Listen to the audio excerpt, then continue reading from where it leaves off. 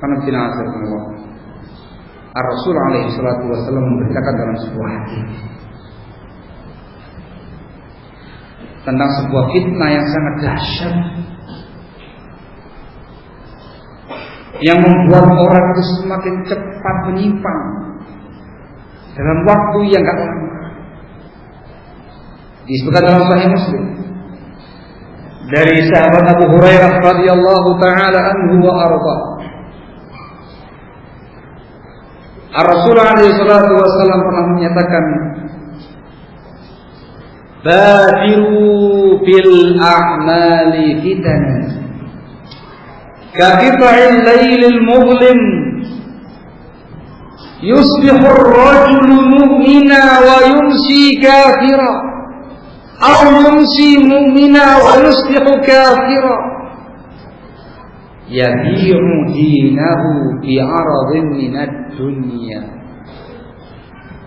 Katanya Rasul, hendaklah kalian bersegera bergegas untuk beramal sebelum datang yang namanya fitnah seperti serpian malam yang gelap.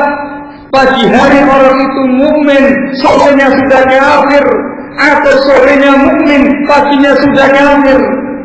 Cepat penyimpangannya. Apa kata Rasul sebabnya? Yabi'u dinahu bi'aradin minad dunya, menjual agamanya dengan harta materi dunia. Apa sebabnya ya kawan? Ambisi dunia, obsesi dunia.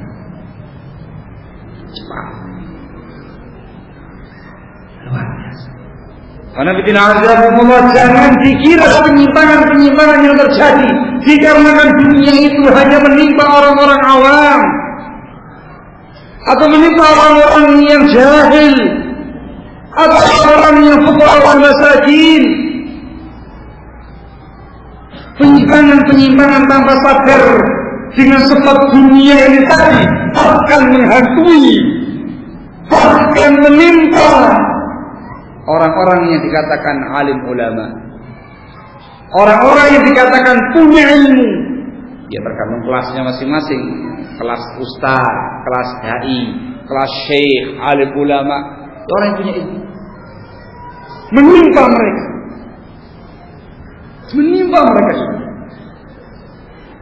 Antum cermati baik-baik ayat Al-Quran yang disebutkan di dalam surat Al-A'raf ayat yang ke-175.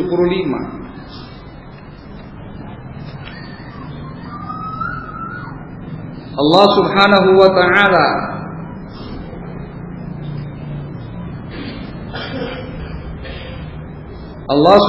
wa taala menegaskan dalam firman-Nya,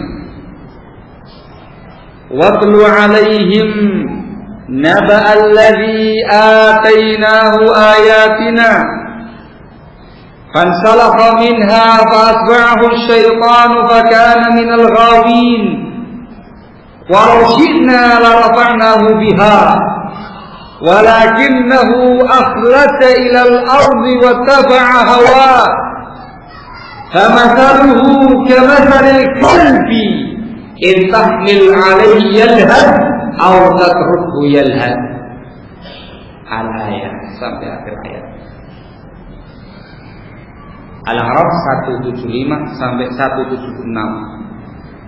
Yang artinya, bacakan kepada mereka wahai Nabi alaihi salatu wassalam, naba'allazi atainahu ayatina, berita tentang seseorang yang dulu kami anugerahkan, kami berikan kepadanya ayat-ayat kami. Yaitu orang-orang yang mengerti ayat Allah, yang mengerti agama, ulama ngerti ayat-ayat Allah Subhanahu wa taala. Fansalakha minha, ternyata dia melepaskan ayat-ayat kami tadi, memisahkan diri dari ayat-ayat kami tadi. Fa'atba'ahu syaitan, maka setan pun mengikuti dia, membuntuti dia. fakana minal ghawin, maka dia pun termasuk orang-orang yang menyimpang. Al-ghaib ad-dhalalu fil ilmi wal qasd, kesesatan dikarenakan ilmu dan niatan. Artinya dia sesat dalam keadaan dia punya ilmu. Allah mengatakan setelah itu, walau syi'na la rafa'nahu biha, kalau seandainya kami menghendaki akan kami angkat martabat dia dengan ayat-ayat kami tadi. Walakinnahu, akan tetapi orang itu, ini sebabnya, walakinnahu akhlasa ilal ardi wa taba'a hawa, tetapi orang ini ternyata menghujam dalam perut bumi. Itu makna lafzinya. Apa maknanya akhlada ilal ardi? Diterangkan oleh Imam Ibnu Qayyim al-Jauziyah rahimahullah dalam kitab Al-Fawaid karya beliau di halaman 107. Yang dimaksud dengan akhlada ilal ardi itu kinayah kata kiasan yang menggambarkan betapa cintanya dia dengan dunia, betapa ambisinya dia dengan dunia, obsesi dunia yang luar biasa.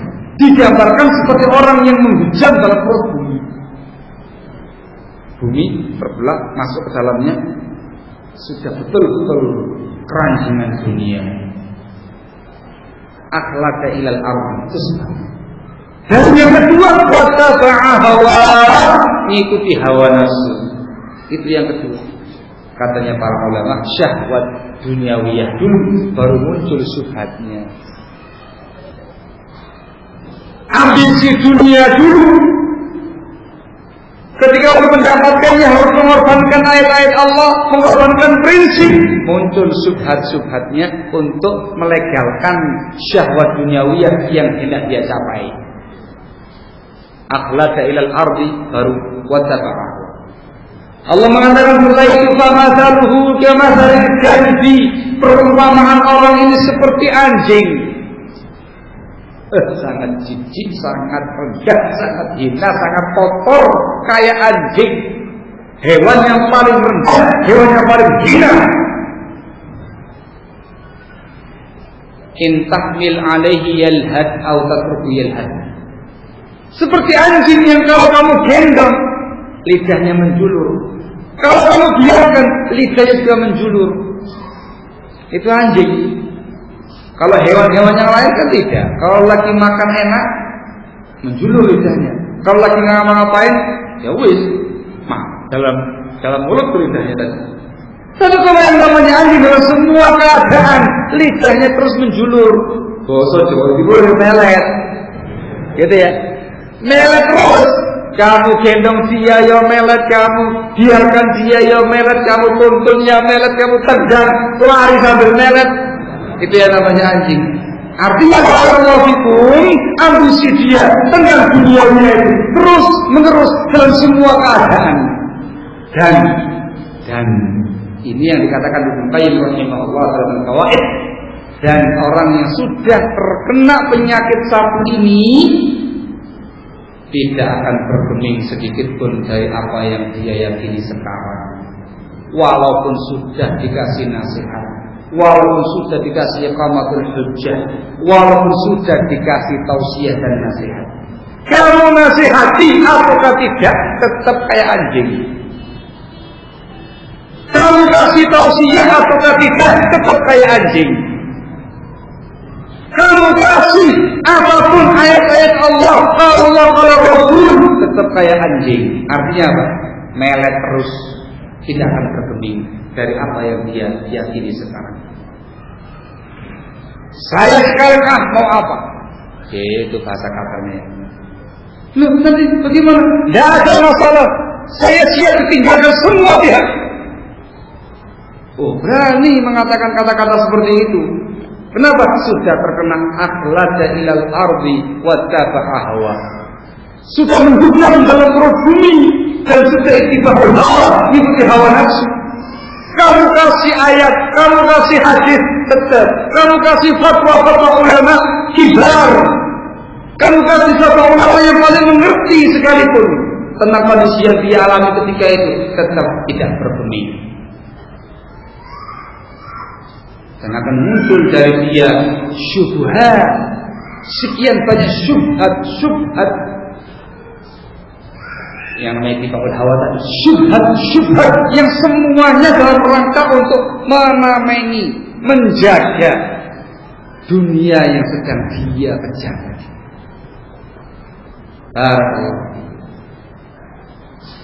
La haula wala quwwata illa billah.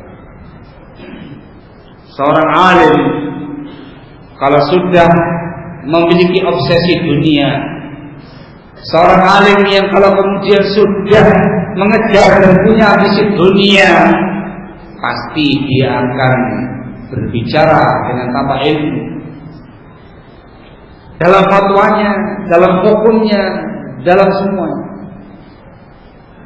Itu dinyatakan oleh Imam Ibnu Qayyim al-Jauziyah rahimahullah dalam kitab Al-Fawaid di halaman sebelumnya 106. Saya bacakan lafaznya beliau.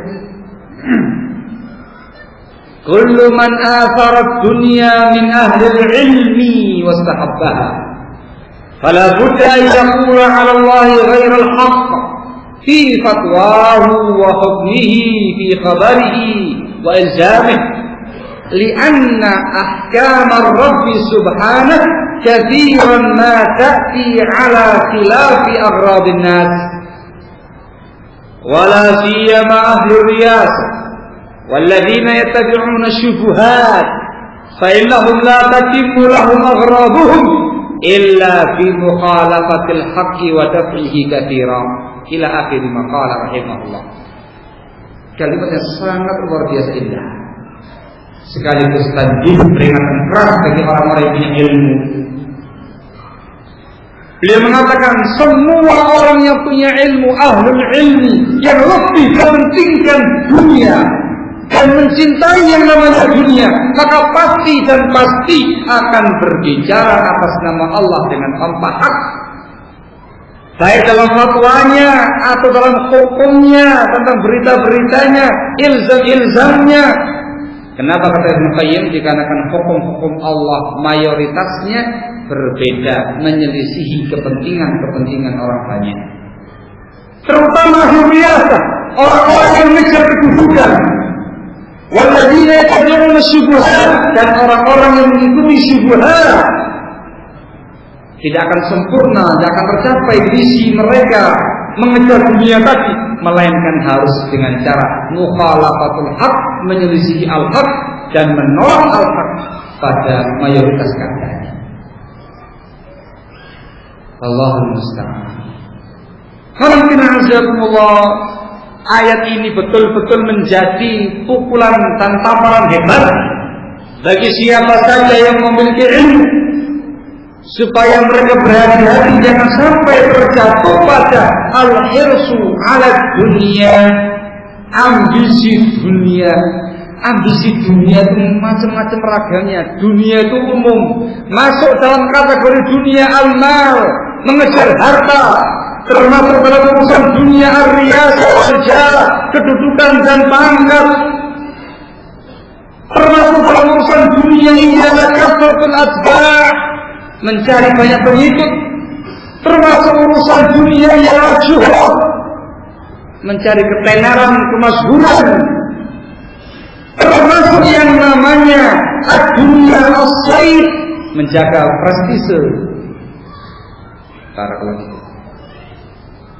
Macam-macam yang namanya dunia, ambisi duniawiyah mengakibatkan bukan hanya orang awam, bukan hanya orang jahil, kalau seorang yang alim yang punya ilmu sekalipun menyimpang dan menjadi atba'us syaitan, pengikutnya setan. Allahul musta'an, wa haula wala quwwata illa billah. Prosesnya dunia dulu mereka anggap itu mubah, ujung-ujungnya ittifaqul hawa, nyimpang tanpa sadar. Dan itu kalau mau dibikin contoh-contoh dalam kehidupan nyata kaum muslimin, banyak sekali. Barakallahu fikum.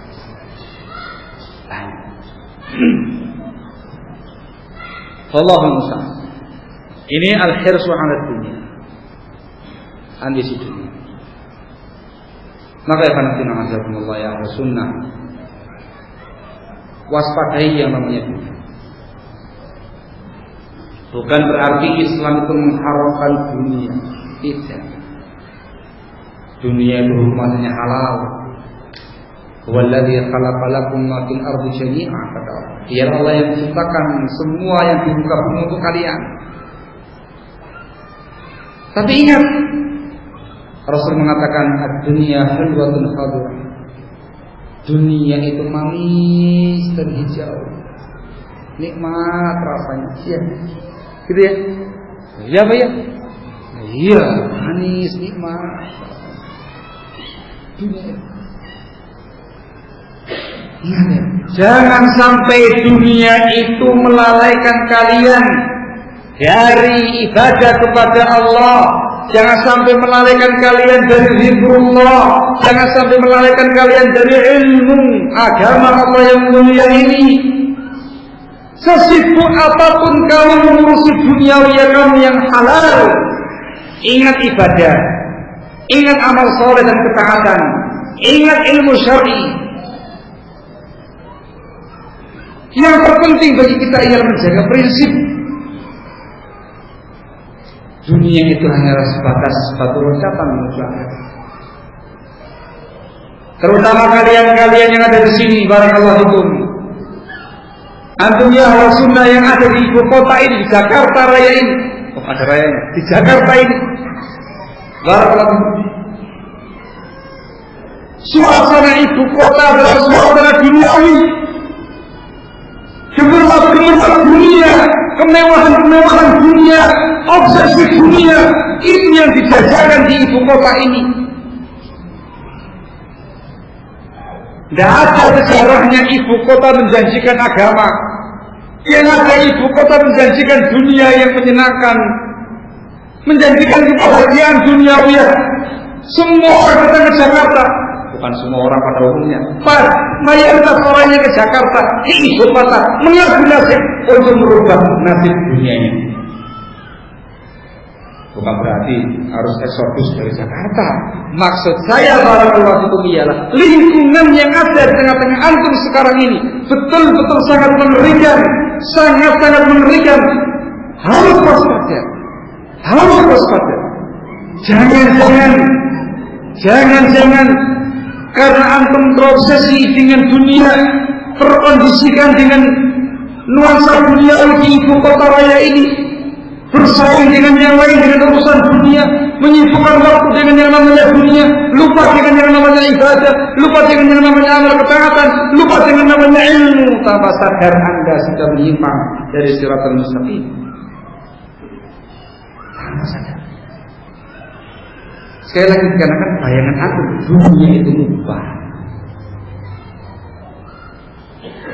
Intabi'u, waspadai kondisi antum di ibu kota, khususnya, dan semua pihak harus waspadai dirinya sendiri. Begitu pula kalian secara khusus, wahai para du'a, wahai para dai, wahai para ustaz, wahai para alim, harus betul-betul waspada dengan kondisi yang seperti ini. Jangan sampai kemudian kalian-kalian yang mestinya sebagai qudwatun hasanah, contoh yang baik, contoh yang bagus bagi umat kalian dalam urusan zuhud di dunia, dalam urusan tamassuk bis sunnah, dalam urusan tamassuk bis sunnah wal istiqamah 'alaiha. Ternyata kalian yang justru memiliki obsesi dunia yang lebih besar daripada madu kalian, punya ambisi dunia yang lebih mengerikan daripada madu kalian. Bukan berarti melarang para dai untuk mencari usaha labas. Yang dibahas sekarang ialah al-hirs, ambisi untuk mengejar dunia. Suasananya itu suasana yang membuat orang gampang untuk terjerat dan terpelanting. Jangan sampai karena kondisi kamu, wahai ustaz, wahai dai, kondisi kamu seperti tidak memiliki apa-apa, kemudian kamu korbankan prinsipmu, kamu korbankan agamamu, kamu korbankan ilmu kamu, hanya semata-mata untuk mengejar yang namanya harta dan dunia. Anda lebih alim daripada dunia yang ada ini. Anda lebih mengerti, lebih berilmu daripada dunia yang kamu kejar itu. Mestinya harus lebih kencang lagi ini para dai dan para ustaz, dikarenakan sebagai qudwatun hasanah. Allahumma musta'an. Ini adalah nasihat ke semua pihak barakallahu. Ancaman-ancaman dunia, hirs ala dunia betul-betul mengerikan. Betul-betul mengerikan. Apalagi dengan sabda Rasul yang saya bawa sebelumnya. Ketika mengabarkan sebuah fitnah yang sangat mengerikan, fatnya mukmin, sorenya kafir, sorenya mukmin, katanya kafir. Ternyata sebabnya ini ialah dunia. Dia dinahu fi aradin min dunia. Allahul musta'an. Jangan sampai kalian wahai para ulama, wahai para dai, seperti yang digambarkan dalam ayat yang saya bacakan di atas. Sungguh sangat rendah, sungguh sangat hina kalian ketika ternyata masuk dalam menggambar Allah seperti kalbun, seperti anjing-anjing. Allahul musta'an. Ini baru yang namanya hirsun ala dunia. Belum lagi yang namanya hirsun ala syaraf riyasah. Ambisi untuk mendapatkan kedudukan, kemuliaan di tengah-tengah masyarakat. Lebih mengerikan lagi. Rasulullah SAW mengingatkan kaum muslimin dalam sebuah hadis riwayat Bukhari. Rasulullah SAW menyatakan, innakum satahrisuna 'ala al-imarah wa satakunu nadamatan yawm al-qiyamah fa ni'mal murdi'ah wa bi'sal khatimah. Sesungguhnya kalian nanti wahai kaum muslimin akan berambisi untuk mendapatkan imarah, kepemimpinan, kedudukan, jabatan. Dan ingat kata Rasul itu nanti akan menjadi penyesalan di yaumul qiyamah. Sebaik-baik orang yang menyusu dan sejelek-jelek orang yang meninggalkan susuannya. Murdiah orang yang lagi menyusu. Dikatakan sebaik-baik orang yang menyusu, yakni pada awal ambisi tadi. Dikatakan baik menurut dia dikarenakan padanya ada harta benda, harta yang melimpah, ada kedudukan, ada jabatan, ada kehormatan, ada kenikmatan duniawi yang lainnya. Nikmat dia. Nikmat di awal sangat nikmat jadi orang yang punya jabatan dan kedudukan. Sangat nikmat sekali menjadi orang yang memiliki harta yang berlimpah, yang mewah, yang segala macamnya itu. Tapi wa bi'sal khatimah. Sungguh sangat jelek orang yang melepaskan dari susuannya, yakni pada akhir keadaannya nanti di yaumul qiyamah. Barakallahu fikum. Adanya ada yang namanya qatl.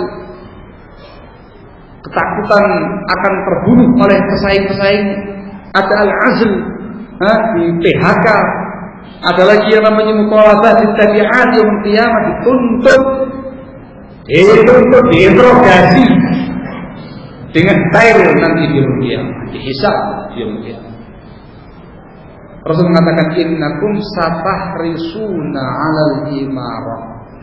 Sesungguhnya kalian nanti akan punya ambisi akan kedudukan. Itu maknanya menggambarkan tentang kondisi kebanyakan umat. Alhamdulillah, khusus untuk yang satu ini segmen pasarnya kalangan menengah ke atas. Itu kalau dibahasakan kayak pasar gitu ya. Kalau yang namanya hubbud dunia semua kalangan. Tapi yang ini yang namanya hubbur riyasah wa hubbus syaraf itu kalangan menengah ke atas. Dari kalangan ahlur riyasah, orang-orang yang memang punya kedudukan yang mengejar kedudukan dan kemuliaan. Segmen pasarnya yang dibidik oleh ambisi kedudukan itu ialah para dai, para ustaz, para alim ulama, para pejabat dan sebagainya. Bukan kalangan orang bawah, bukan kalangan orang-orang yang di bawah, tapi papan atas, kalangan elit. Itu bahasanya. Mungkin antum pernah mendengar hadisnya Hudzaifah bin Yaman radhiyallahu taala anhu wa arda dalam Bukhari Muslim. Ketika bertanya kepada Rasul tentang perkara kebaikan, dijawab. Perkara kejelekan, dijawab. Kebaikan, dijawab lagi. Dan ketika Rasulullah SAW menyampaikan kepada sahabat Hudzaifah, di antara kejelekan yang ada di tengah-tengah umat ini adalah munculnya du'atun ala abwab jahannam, dai yang menyeru umat ke dalam neraka jahannam. Mungkin anda mendengar riwayat seperti ini dalam Bukhari Muslim. Du'atun ala abwab jahannam, man ajabahum ilaihi qadhafuh. Dai penyeru umat kepada neraka jahannam. Barang siapa yang mengikuti dan mengijabahi dakwah mereka, akan mereka lemparkan dalam neraka jahannam. Pertanyaannya, antum tahu siapa yang dimaksudkan Rasulullah SAW dengan du'atun ala abwab jahannam? Dai penyesat umat, dai yang menyeret umat ke neraka jahannam. Antum baca penjelasan Al-Hafidz Ibnu Hajar rahimahullah di dalam kitab beliau Fathul Bari Syarah Sahih Al-Bukhari ketika mensyarah riwayat ini di Fathul Bari di jilid yang ke-14 halaman 533 ketika beliau menjelaskan riwayat yang atas yang cukup panjang pas pada pembahasan lafaz du'atun ala abwabi jahannam, dai di atas pintu jahannam. Beliau menyatakan wa du'ati ala abwabi jahannam man qama fi talabil mulki min al-khawarij wa ghairihim ila akhir maqam. Yang dimaksudkan dengan dai di pintu jahannam adalah setiap orang yang bangkit untuk mencari kekuasaan, orang-orang yang berdiri, yang bangkit, yang muncul fi talabil mulki, menuntut, meminta, mencari al-mulk, kekuasaan dan kerajaan, baik dari kalangan kaum khawarij ataupun dari kalangan selain kaum khawarij.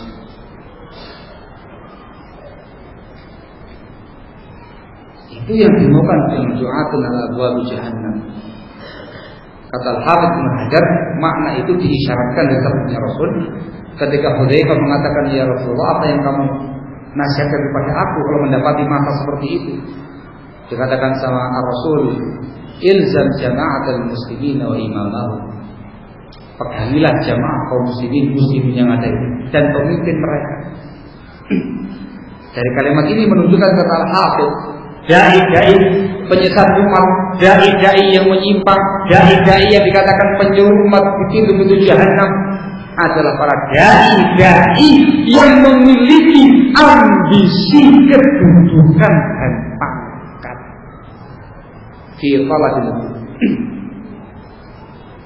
Itu yang dikatakan sebagai al-hirsu ala syaraf, ambisi kedudukan, ambisi kehormatan, ambisi ketenaran, ambisi jabatan.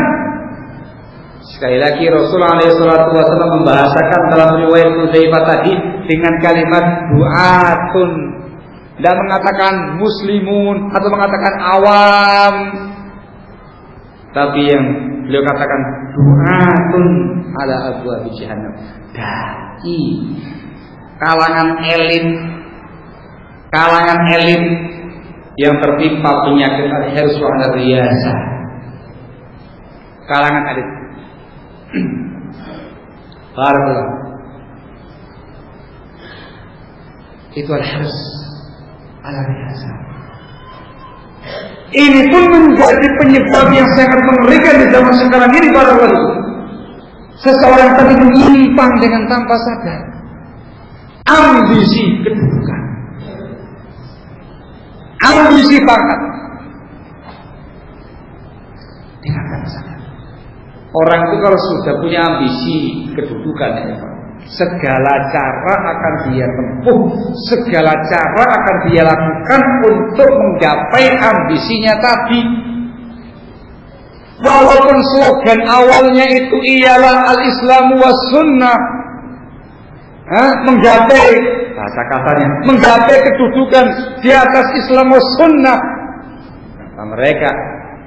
Tetapi kalau di tengah jalan nanti ketika ambisi tadi banyak rintangan-rintangannya, banyak halangan-halangannya, banyak hambatan-hambatannya terjadi sama dia. Dan peduli itu Islam, dan peduli itu sunnah atau apapun. Yang penting dunia apa yang penting riasa, yang penting kedudukan yang dia cari tadi dia dapatkan. Itu fenomena yang sangat umum. Terutama dengan munculnya al-ahzab as-siyasiyah dalam tubuh kaum muslimin, hizb siyasi di kalangan kaum muslimin. Barakallahu, lebih mengerikan lagi membuat banyak kalangan elit dari kalangan orang-orang yang mengerti ilmu, yang mengerti agama Allah Subhanahu wa taala terjebak di dalam kubangan penyimpangan yang satu. Barakallahu, ambisi untuk meraih jabatan tertinggi dalam sebuah tempat, baik sebuah wilayah, kabupaten, kota madya, provinsi, atau yang lebih luas lagi negara, rela dia mengorbankan prinsipnya, rela dia jual agamanya dalam rangka mewujudkan cita-citanya. Karena sangat tahu hizb siyasi yang slogannya Islami, hizb siyasi yang slogannya katanya menegakkan khilafah Islamiyah, daulah Islamiyah, hizb siyasi yang slogannya katanya paling bersih, yang paling santun, yang paling Islami, nyatanya menerjang sekian banyak keharaman, nyatanya menerjang perkara-perkara yang melanggar syariat.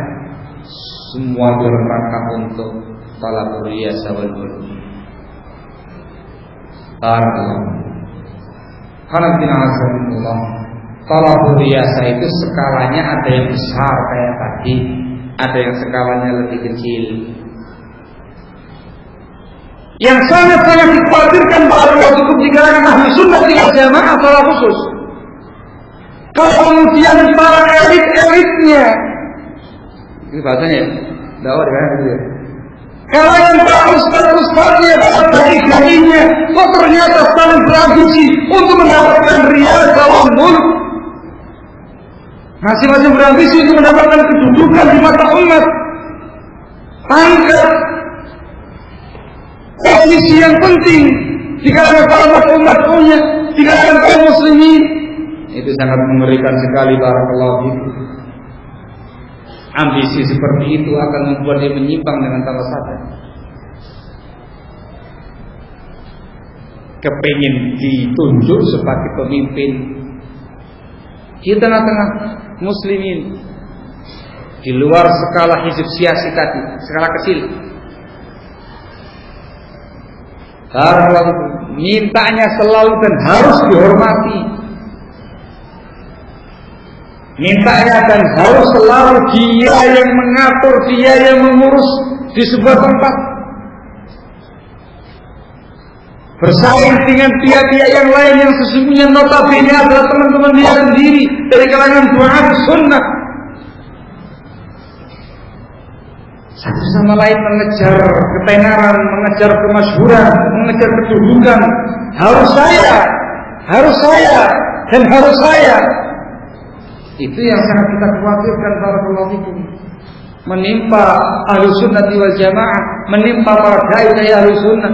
Kalau itu yang terjadi, na'udzubillah min dzalik, bagaimana jadinya malam tinazalullah kalau kemudian satu dai berseberangan dengan dai yang lainnya, usut punya usut, bukan perkara yang sangat vital dalam perkara iman, dalam perkara akidah. Usut punya usut di kalangan persaingan, satu sama lain bersaing untuk mendapatkan ketenaran kemasyhuran di sebuah tempat. Apa jadinya kalau kemudian di kalangan ahlu sunnah wal jamaah antara para ustadznya, antara para dai-nya rebutan nafsu, banyak-banyak nafsu, ini punya saya, ini punya saya, itu punya kamu, padahal semua dari ahlu sunnah. Apa jadinya barakallahu fikum? Apa jadinya barakallahu fikum? Kalau sudah terkena yang namanya ambisi seperti ini, sangat rawan menyimpang. Terutama kalau sudah terjadi gesekan-gesekan yang sangat mengerikan, yang sesungguhnya diawali dengan perkara-perkara pribadi pada umumnya. Clash dengan si fulan, clash dengan si alan, tidak cocok dengan si fulan, tidak sesuai dengan si alan. Dengan mengusung prinsip yang penting bukan fulan, maka dia akan melaksanakan apa saja yang dia inginkan dalam rangka untuk menyelisih si fulan, dan dia sebagai orang yang tunjuk sebagai rais bahasa kata dia. Apa jadinya kalau di kalangan ahlu sunnah terjadi yang seperti itu? Na'udzubillah min dzalik. Kita memohon kepada Allah, mengharap semoga Allah Subhanahu wa taala menyelamatkan semua doa sunnah dari yang seperti ini.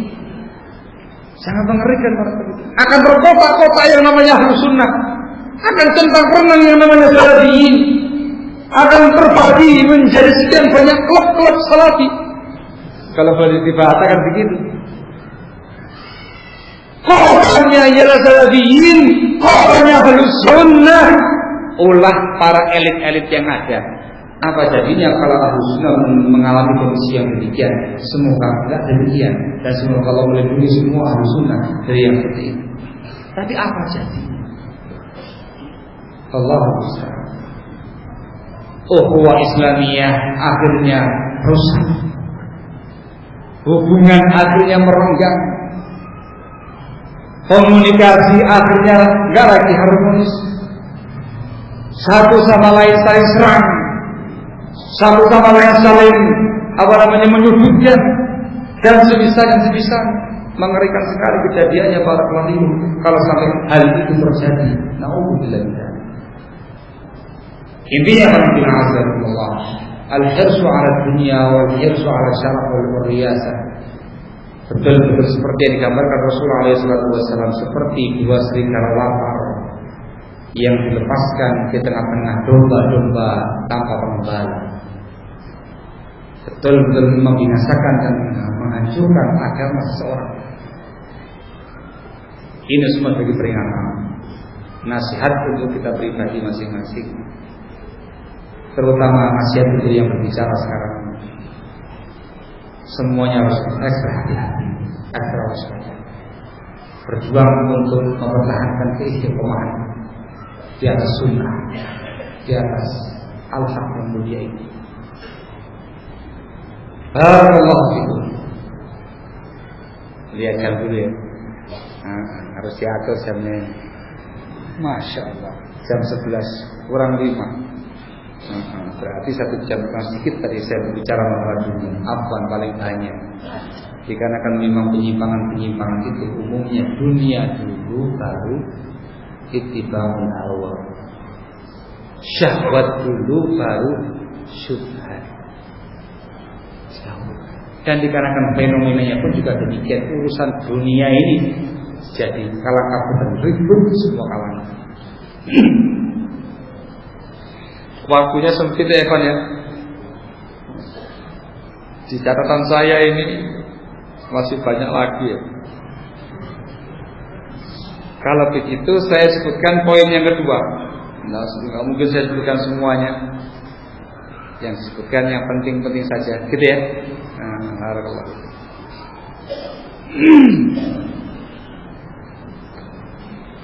Sebab yang kedua kan.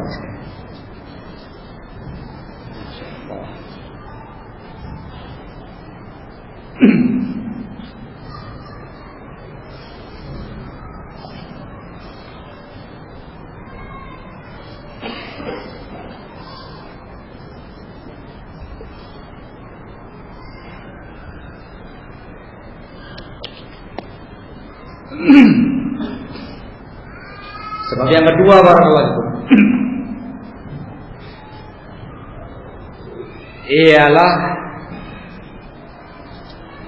mujalasatu ahlil ahwa'i wal bidah.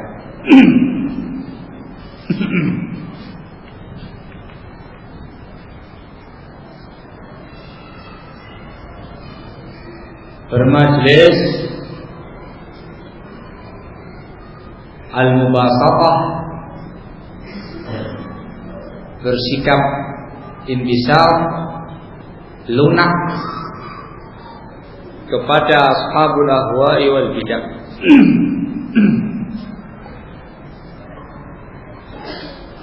Ini juga ternyata menjadi sebab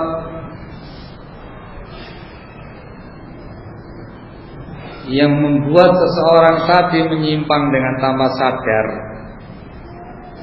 Saya katakan tanpa sadar.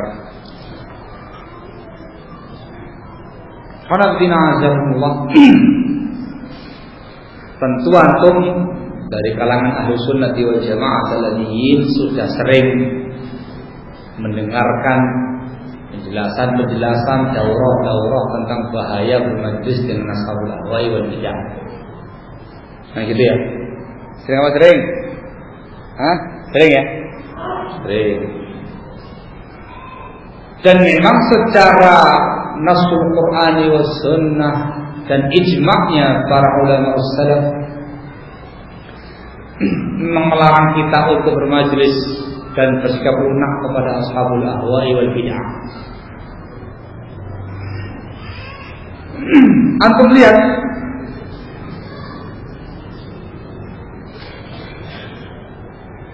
di dalam surat Hud.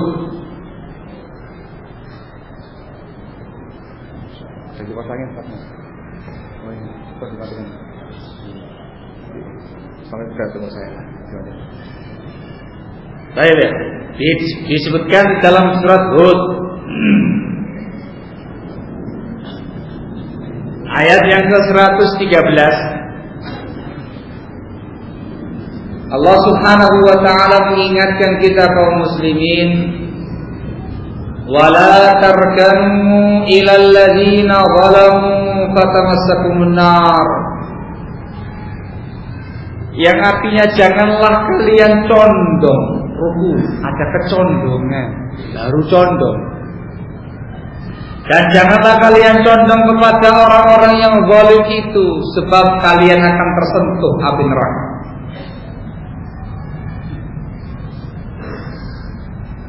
Dalam ayat ini Allah Subhanahu wa taala melarang kita untuk memiliki kecondongan, semata-mata kecondongan kepada orang-orang zalim, diancam dengan neraka. Bagaimana kiranya dengan bermajlis dengan mereka? Bagaimana kiranya bersahabat dengan mereka? Bagaimana kiranya di tengah-tengah mereka? Al-Imam Al-Qurtubi rahimahullah dalam tafsirnya ketika menerangkan ayat ini, beliau menjelaskan annaha dalatun ala hijrani ahli al-kufr wal ma'asi min ashabil bid'ah wa ghairihim, fa inna suhbatahum imma kufrun aw ma'siyah. Idh suhbatu la takunu illa an mawaddah.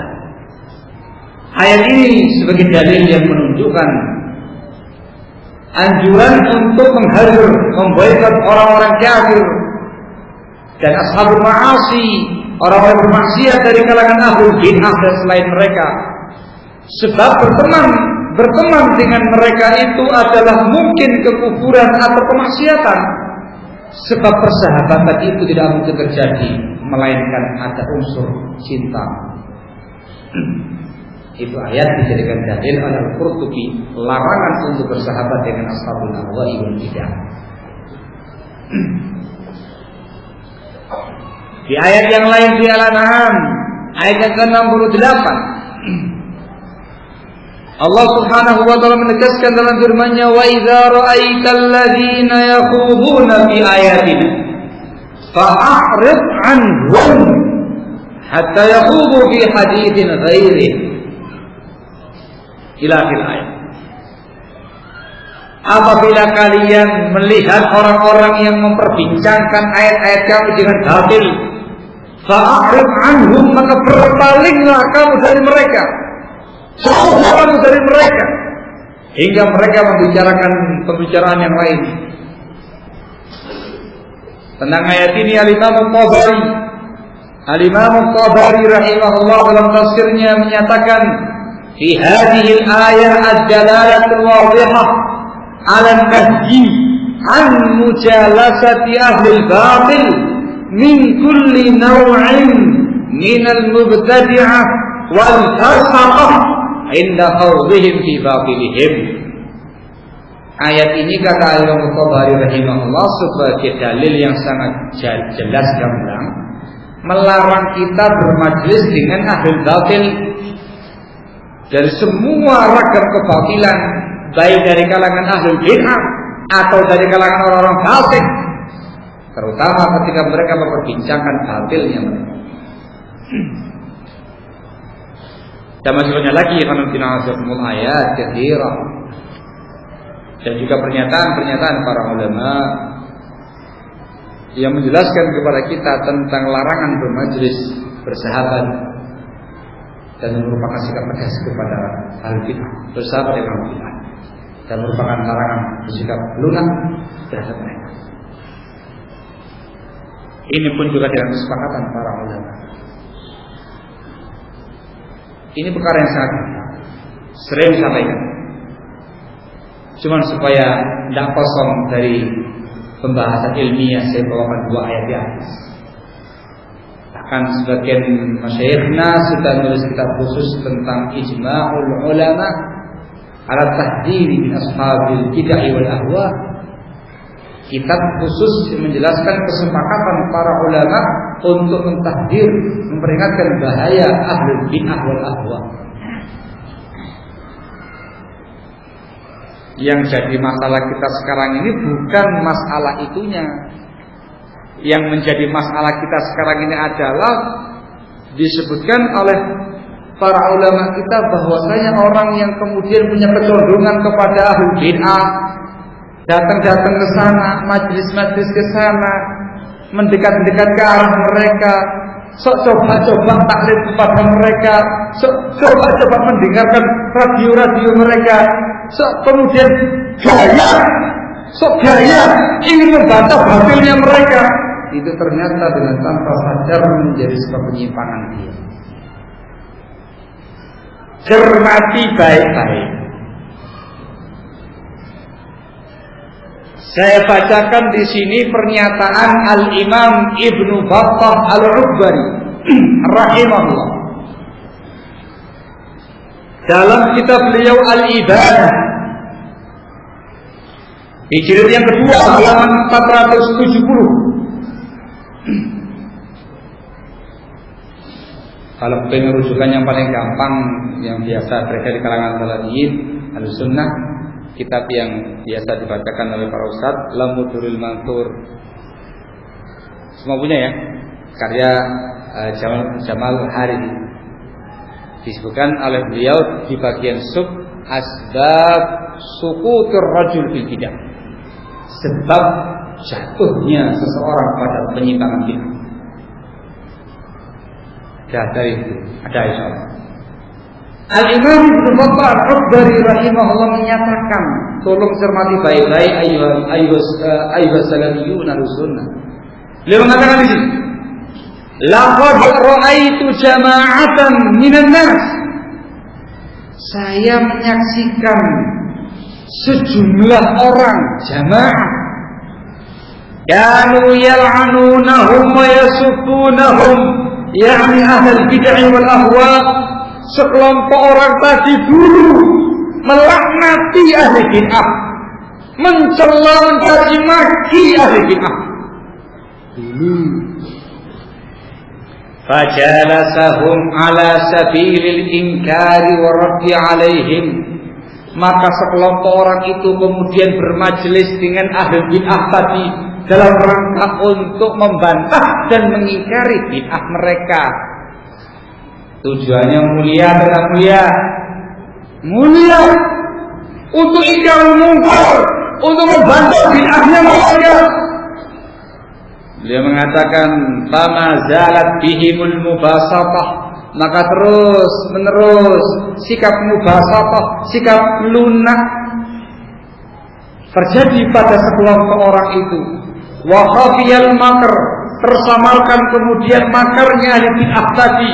Wa daqiqil kufur, tersamarkan kekufuran yang sangat detail, yang sangat samar. Hatta sabbu ilaihim, hingga akhirnya mereka pun menumpahkan atau menumpahkan kelompok tadi kepada ahli bid'ah tersebut. Ini pernyataan Ibnu Battah Al-Ubbari. Ini fakta saja karena dulu bermajelis bersama dengan ashabul ahwa'i wal bid'ah yang kampanye untuk menasihati dan membantah kemungkaran mereka. Ini pengalaman atau kesaksian yang disebutkan di Bapak Al-Bari, alim besar pada masanya. Dulu anti bid'ah.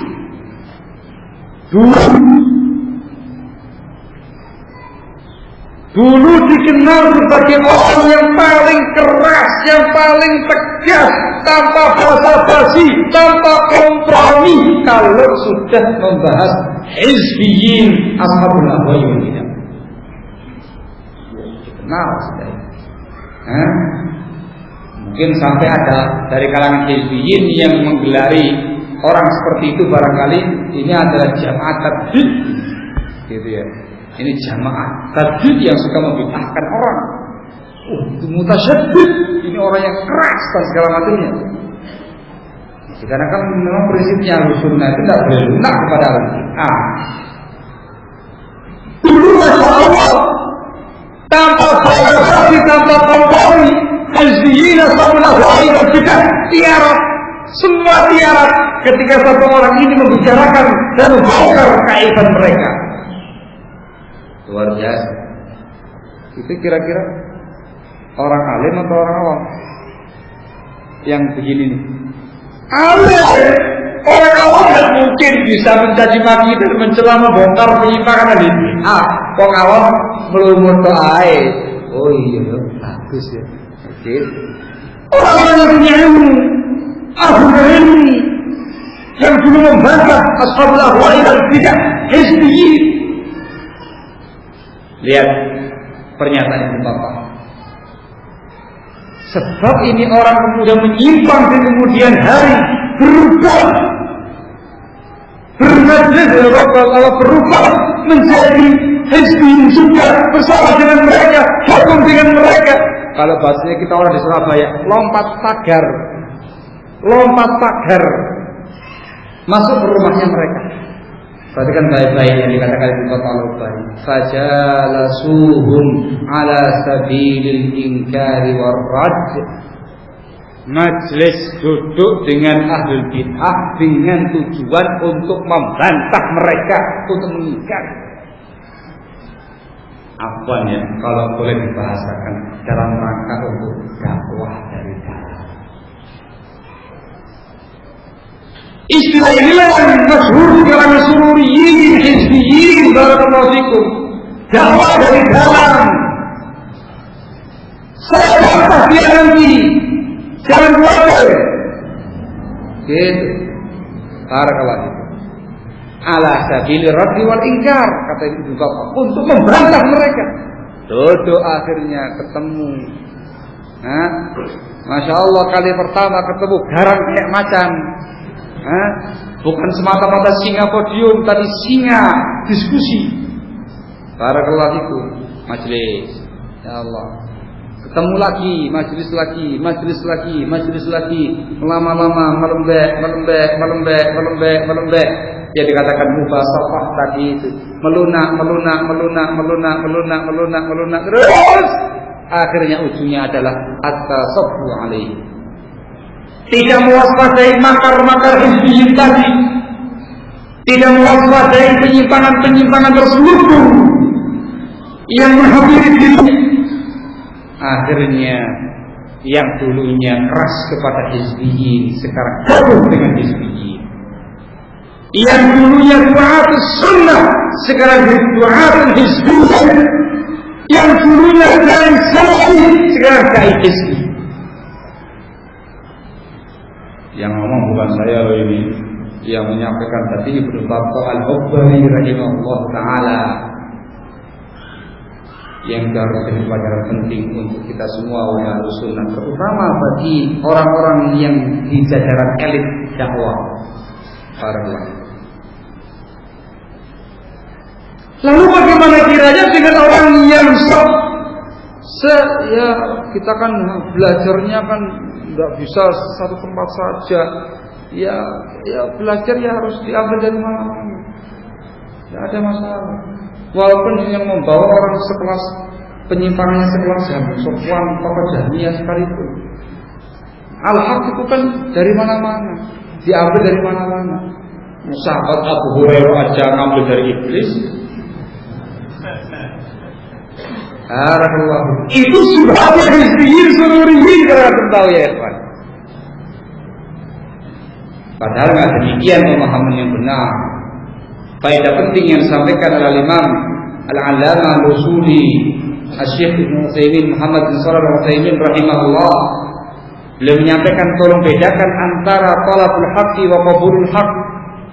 Bedakan antara mencari kebenaran dan menerima kebenaran. Menerima al-haq dari siapapun. Karena kamu tahu itu al-haq sudah hak, ngerti itu hak ya, kamu terima. Walau dari iblis. Tapi kalau talabul haq mencari al-haq harus dari Rasul alaihi salatu wassalam. Pada kisah Abu Hurairah radhiyallahu anhu yang mereka bawakan itu, barakallahu, ketika ditangkap itu iblis, setan berwujud manusia tadi, kan memelas-melas dan mengatakan lepaskan saya, kamu akan saya ajari satu kalimat yang kalau kamu baca sebelum kamu tidur akan terjaga dari gangguan setan dan jin. Diajari ayat kursi. Saya mau tanya sama antum, apakah Abu Hurairah langsung menerima? Jawab, tidak langsung menerima. Yohanes datang dulu kepada Rasul, menyampaikannya kepada Rasul, memaparkannya kepada Rasul, kepada para ulama zaman sekarang ini. Hak apakah batil? Ketika Rasul mengatakan shadaqaka wa huwa kadzub, sekali itu dia betul sama kamu, padahal dia pendusta. Itu sudah ada legalitas syariat. Itu hak. Ketika hak dia diterima sama Abu Hurairah, bahkan diterima sama Rasul, lu mengatakan shadaqaka wa huwa kadzub. Kenapa? Sudah dinyatakan hak oleh syariat, diterima oleh iblis. Tapi ketika mencari kebenaran, Abu Hurairah tidak belajar kepada iblis mengatakan jazakallah khair ayyuhal iblis, syukran katsir ayyuhas syaitan atas ilmunya ini, ayat kursi, barakallahu fiik. Ayo ke iblis yuk belajar ayat kursi gitu ya. Dia ada tujuan ya Pak. Beliau mencari al-haqnya kemana? Kemana ya Pak? Kepada Rasul alaihi salatu wassalam. Itu talabul haq, untuk mencari ini hak atau batil kepada Rasulullah. Begitu diketahui itu hak pun diterima walaupun dari qabrul haq. Bagaimana kiranya dengan orang yang seperti ini? Ya taklim sana, ya taklim sini, ikut kajian sana, ikut kajian sini, dengarkan radio ini, radio itu, baca majalah ini, baca majalah itu. Tidak ada saringan, tidak ada seleksi. Kira-kira ya apa ya Pak? Jawaban kira-kira apa ya Pak? Bisa dipastikan itu orang menyimpang tanpa sadar, bahkan dia menyimpang dalam keadaan dia yakin alal haq. Barakallah. Orang yang datang ke situ untuk mengingkari, untuk membantah, katanya itu saja terpelanting. Apalagi yang ke situ dalam rangka istifadah dan mengambil faedah ilmu. Itulah kenapa Al-Imam Muhammad bin Sirin rahimahullah tegas menyatakan terkait dengan talabul ilmi, inna hadzal ilma din, fanzuru amman ta'khuduna dinakum. Ilmu ini agama, lihat dari siapa kamu mengambil ilmu agama itu. Selektif gitu loh, bukan ta'assub. Tidak harus dengan satu orang, tapi pada orang-orang yang sifatnya di atas sunnah, betul-betul sunni. Jangan yang giri-giri koloso begitu. Barakallahu fikum. Amin. Ketika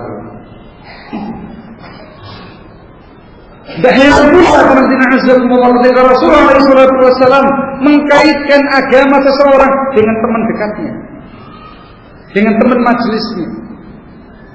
Pada hadisnya Abu Hurairah radhiyallahu taala anhu wa arda, inda Imam Ahmad wa ghairihi bi isnad hasan, Rasulullah SAW pernah menyatakan, ar-rajulu ala dini khalilihi falyanzur ahadukum man yukhalil. seseorang itu tergantung agama teman dekatnya, maka lihat dengan siapa dia berteman dekat. Kalau semua kaum muslimin kita sikapi dengan sikap yang baik, tegur sapa dan segala macam, muamalah umum, para kelas itu, ketika mereka sebagai ikhwanuna fillah dari kalangan muslimin. Tapi kalau sudah urusan teman sharing, teman ngobrol, teman curhat, dan segala macamnya, teman ta'awun dalam dakwah dan segala macamnya, harus ada penyaringan ekstra ketat. Karena kan agama bergantung agama teman tadi. Katanya sang penyair menjalas, siapa yang biasa bermajlis akan sejenis. Katanya sang penyair, inna tuyura ala syariha kafal, yang namanya burung itu akan hinggap dengan burung sejenis. Juga Aisyah radhiyallahu anha mengatakan dalam hadis yang diriwayatkan muttafaqun alaih, Rasul sallallahu alaihi wasallam menyatakan, al arwahu junudun mujannada, fama ta'arafa minha talaf wa ma tanakara minha talaf. Yang namanya roh itu satu pasukan, satu kesatuan pasukan yang saling mengenal, di antara mereka akan menyatu, yang saling tidak mengenal akan berpisah. Roh itu kalau satu perjuangan, satu nasib, satu prinsip akan menyatu dengan sendirinya dimanapun dia berada. Kalau beda, maka dia akan berpisah dengan sendirinya. Begitu pula yang namanya burung, barakallahu fikum. Wah, masya Allah ya. Ya, barakallahu. Yang namanya burung, barakallahu fikum, akan hinggap dengan burung yang sejenis. Beda burung akan lepas dengan sendirinya, barakallahu. Hadza. Ini yang betul-betul dinasihatkan kepada antum sekalian. Masya Allah. Mau lanjut pada zuhur atau tidak? Kalau mau berarti pertanyaannya setelah zuhur. Jika tidak, sebelum zuhur dijawab pertanyaannya. Jangan tanya sama saya. Ya tanyakan kepada antum selaku panitia. Mau dilanjutkan pada zuhur atau tidak? Kalau tidak lanjut ya sudah, saya stop sampai di sini saja, kan gitu ya?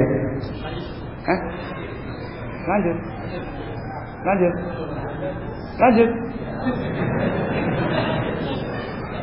Barakallah. Itu panitianya, ya kalau antumnya, lagi gitu ya? Lanjut, antumnya, tidak usah mau pulang, ya. Kalau sama panitia doang yang beli di rumah, lanjut. Dengan terpaksa atau tidak? Masya Allah. Lanjut itu untuk apa? Sekedar jawab pertanyaan. Loh, kalau bicara materi sangat banyak banget. Baru 2 yang tadi saya sampaikan. Di tulisan saya membawakan 5. Di kepala saya nggak tahu ada berapa itu. Kalau tema itu gampang, kompres bisa. Gedekan juga bisa gitu. Allah ya. Nah, jam berapa zuhur? Jam 12? Kurang 7 menit. Lewat 7 menit. Masya Allah. Nah, ala kulli hal, dari poin yang kedua tadi, khanatina azakumullah, faedah penting yang kita ambil sini adalah dakwah Ahlus Sunnah wal Jamaah itu memiliki prinsip tamayuz. Dakwah Ahlus Sunnah itu memiliki prinsip tamayuz. Tahu tamayuz? Harus punya kejelasan, harus memiliki sesuatu yang beda dari semua sahabat wal bidah yang lainnya. Beda karena sunnahnya, karena al-haqnya. Tidak mungkin kelihatan api bid'ah dengan api sunnah. Tidak mungkin kelihatan antara api ahlul bid'ah dengan apinya ahlus sunnah. Tidak mungkin bergabung antara ahlus sunnah dengan ashabul ahwa'i wal bidah. Sunni, hizbi, tidak mungkin diupayakan penyatuan. Sampai yaumul qiyamah nanti akan senantiasa berpisah dan akan senantiasa berseteru. Al-haq wal batil tidak mungkin disatukan. Nah, itu harus benar. Sehingga ada tamayus di atas al-haq. Bukan berarti dakwah Sunnah itu melulu dengan kekerasan dan dengan sikap yang kaku. La, tetapi dakwah sunnah, dakwah yang penuh dengan hikmah para ulama. Ada kalanya dia tegas, keras, ada kalanya dia lunak dan lembut sesuai dengan kondisinya masing-masing. Tapi yang dibahas sekarang ini terkait dengan ashabul ahwa'i wal bidah, terkait dengan hizbiyin. Ahli sunnah tidak mungkin berkompromi dengan mereka sedikit. Tidak mungkin berkompromi dengan mereka sedikit. Faedah lain yang saya kita ambil dari poin kedua tadi adalah kita sebagai ahli sunnah wal jamaah yang menginginkan kebahagiaan dunia akhirat dalam menimba ilmu Allah Subhanahu wa taala harus pilih-pilih, harus selektif dalam mencari ilmu Allah Subhanahu wa taala. Jangan terpancing dengan penampilan zahir. Jangan terpancing dengan ini, tapi harus mengetahui bagaimana hakikat dan kenyataan apa yang dia dakwahkan. Masya Allah. Poin yang berikutnya. Poin yang ketiga, barakallahu fikum, yang menjadi sebab terjadinya penyimpangan pada seseorang, al-ibti'ad 'anil ajwa'il imaniyah fatratan tawilah. Itu bahasanya. Dia jauh dari suasana nuansa keimanan dengan waktu yang cukup panjang.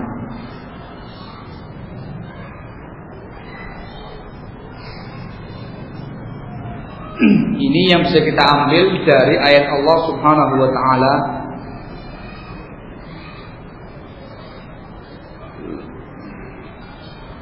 yang tersebut di dalam surat Al-Hadid. Al-Hadid ayat yang ke-16. Allah Subhanahu wa taala mengingatkan dalam firman-Nya, "Alam ya'ni lil ladzina amanu an takhsha'a qulubuhum li dzikrillahi wa ma nazala minal haqq wa la yakunu kal ladzina utul kitaba min qablu fatala 'alaihimul amadu faqasat qulubuhum wa katsirun minhum fasiqun." Al-Hadid ayat yang ke-16, yang artinya bukankah sudah saatnya bagi orang-orang yang beriman untuk khusyuk hati mereka kepada zikrullah, zikir kepada Allah dan al-haq yang Allah turunkan. Dan janganlah mereka seperti orang-orang yang diberi kitab sebelum ini, yang lupa dari zikrullah, jauh dari al-haq yang dulu mereka pegangi. Dengan panjang, fatala 'alaihimul amad, panjang masa mereka melupakan zikrullah, panjang masa mereka melupakan al-haq. Faqasat qulubuhum, maka hati mereka pun menjadi kaku, keras. Wa katsirun minhum fasiqun, dan kebanyakan mereka itu fasik. Jadi orang fasik. Diambil faedah, barakallahu fikum, di antara sebab orang itu semakin keras hatinya, kaku hatinya, sebab dia menjadi orang yang fasik, menjadi orang yang menyimpang ketika dia jauh dari nuansa zikrullah, jauh dari suasana al-haq, jauh dari hal-hal yang menguatkan dia untuk memegangi al-haq. Jauh, lama jauhnya dia itu, tidak bersentuhan dengan perkara-perkara tadi, maka dengan tanpa sadar dia akan menyimpang dari segala seperti itu. Al-ajwa al-imaniyah, nuansa-nuansa iman itu meliputi 4 perkara, di antaranya barakallahu fikum. Yang pertama ialah ibadah di jami'i anwa'iha, ibadah kepada Allah dengan segenap ragamnya, termasuk di antaranya ialah zikrullah, zikir.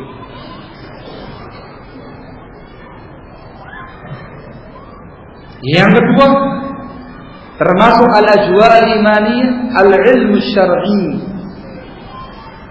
ilmu syar'i, ilmu kitab sunnah dengan pemahaman salafus ummah yang menyirami rohani-rohani kita. Itu nuansa-nuansa iman. Termasuk daripadanya ialah al-ikhwah as-salihun, sahabat-sahabat, teman-teman yang saleh,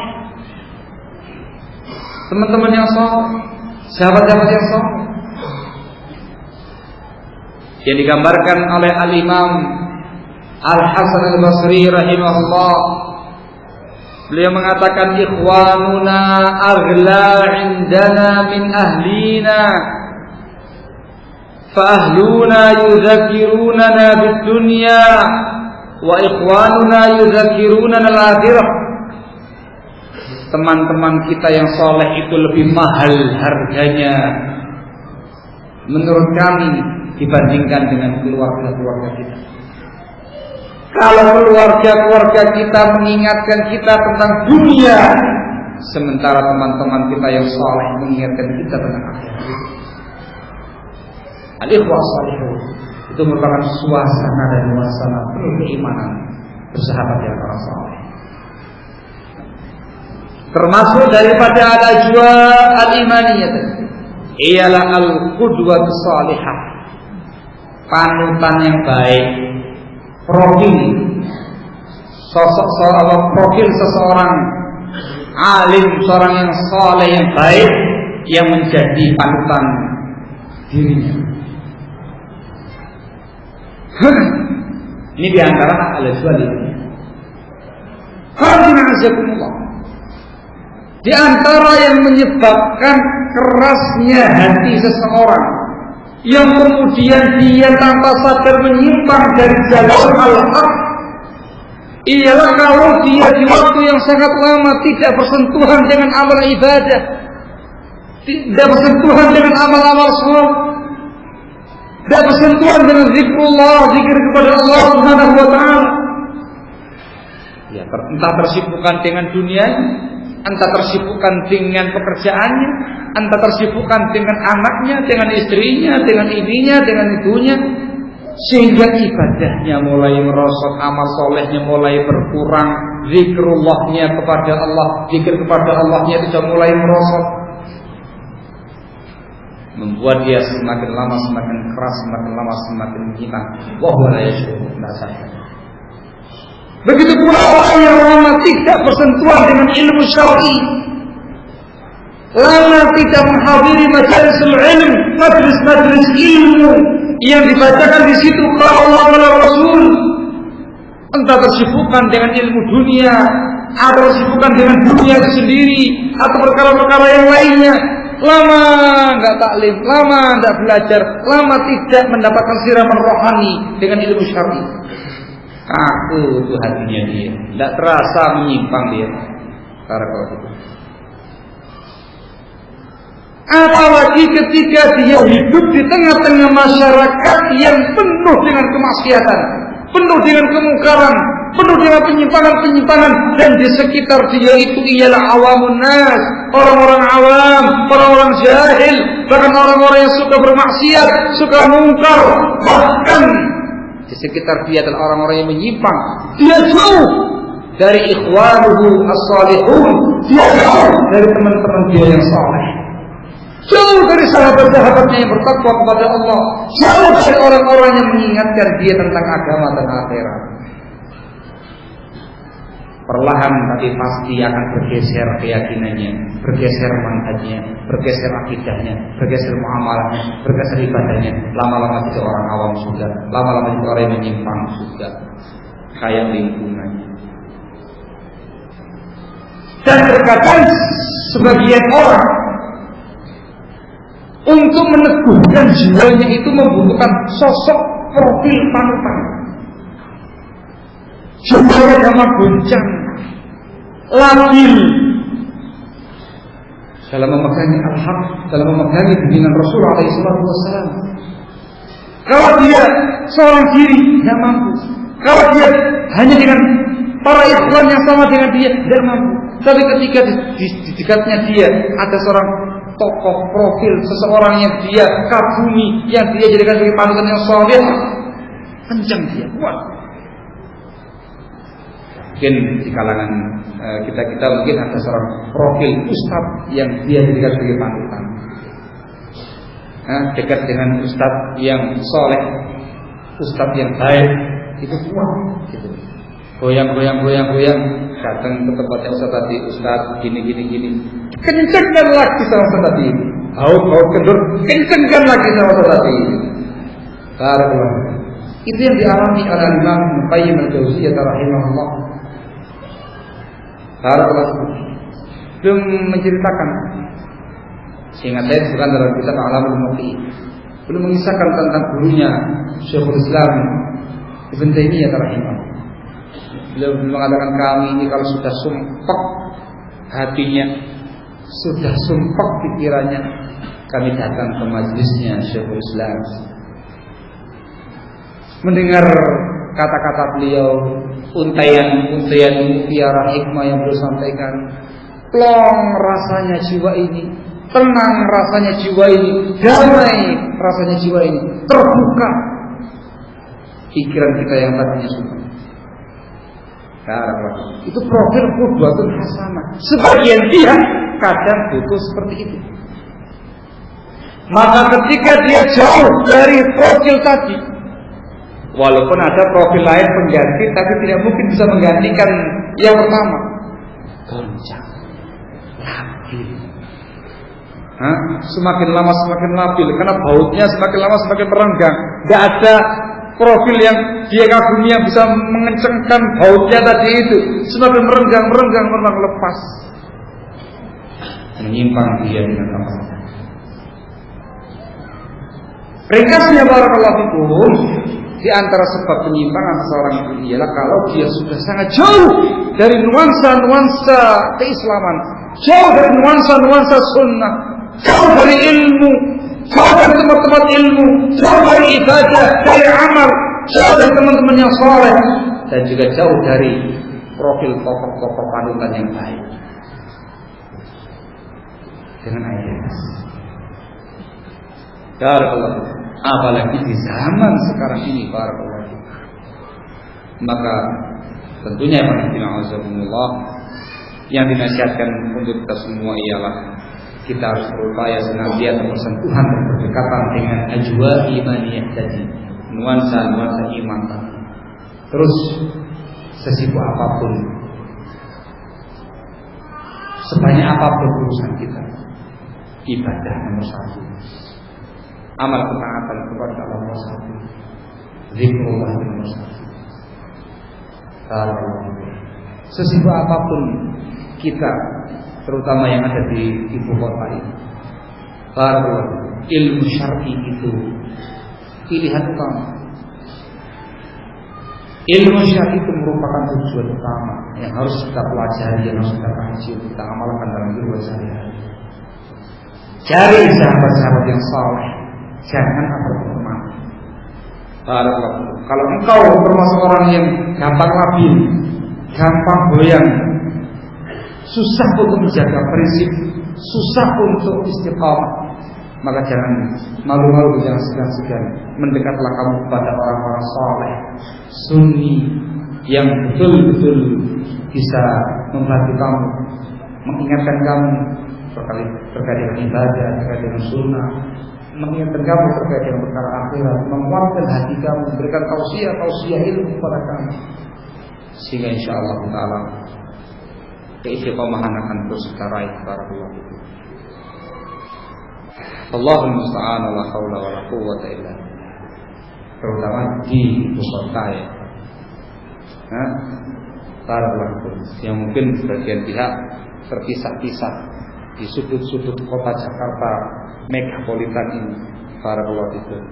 Nah, ketika sebagian mereka alhamdulillah sudah mulai merapat, sudah mulai bergabung bersama dengan teman-teman yang lain dari kalangan Sunnah wal Jamaah, disyukuri, dijaga ukhuwahnya, dijaga keutuhannya, dijaga muamalahnya baina ahli sunnah yang rukun, yang baik, sehingga terus akan menumbuhkan rasa kuat istiqamah dalam berbagai iman yang kita perjuangkan selama ini. Karena kita muslim sebanyak yang lain. waktunya yang memungkinkan. Mungkin sisa waktu kita pergunakan bersiap-siap karena masalah dulu sudah biar agak sedikit relax. Yang berbicara juga membutuhkan relaksasi gitu ya. Jadi biar nggak tegang begitu sarafnya. Barakallahu. Saya kira untuk penyampaian materi sesi pertama ini cukup sekian dan mudah-mudahan bisa dipahami dengan baik dan jangan salah pahami. Dan mudah-mudahan bisa amalkan dalam kehidupan sehari-hari, jangan cuma sebagai wacana saja. Ini perkara yang sebenarnya kerapan bukan semata-mata. Wa akhirul kalam subhanahu wa bihamdihi asyhadu an la ilaha illa anta astaghfiruka wa atubu ilaik. Alhamdulillah.